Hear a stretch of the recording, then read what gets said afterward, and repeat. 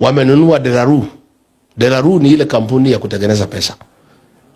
Na tunafikiria wanataka kutengeneza pesa ya campaign. Then kutakuwa na inflation. You know what Moi did in 1992 wakati ya note ilikuwa inaitwa Jirongo?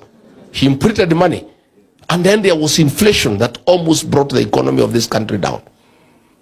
I have been told unajua sasa wazungu wameanza kunitafuta. Wanasema ile mtu wa kusema ukweli ni Rigiji. Mkitaka tusaidike tafuta yeye. Sasa juzi hapa Nyanyuki iko askari wanaitwa Johnny. Iko program inaitwa Batuk. Hao watu ya Ruto, mtu anaitwa Nelson Koech na Ruto mwenyewe wakademand 3 billion. Ndio hii wazungu so that they can renew their contract waendelee kukaa pale. Wazungu wakataa. They decided to relocate to Tanzania. But then they love Kenya. So they wondered who can bring this matter to public attention. Akaambiwa kwa hii Kenya ile mtu anaaminiwa na watu. Akisema kitu watu wanajua ni ukweli.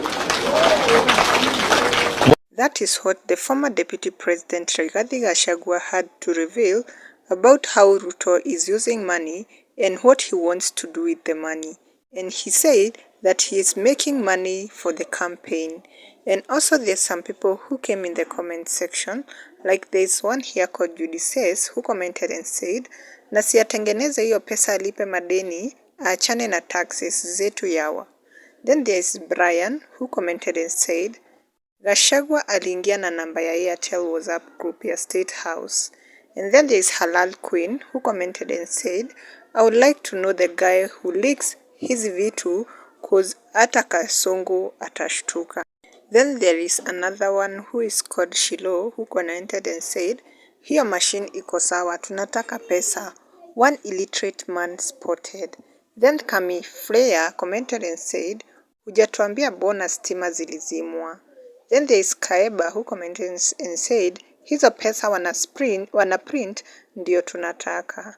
That is another brain that was washed. Then there is Ibra K.A. who commented and says, Kenyans Gen Z mulienda wapi? Mulikuwa mmetusaidia sana mkienda kule maandamano.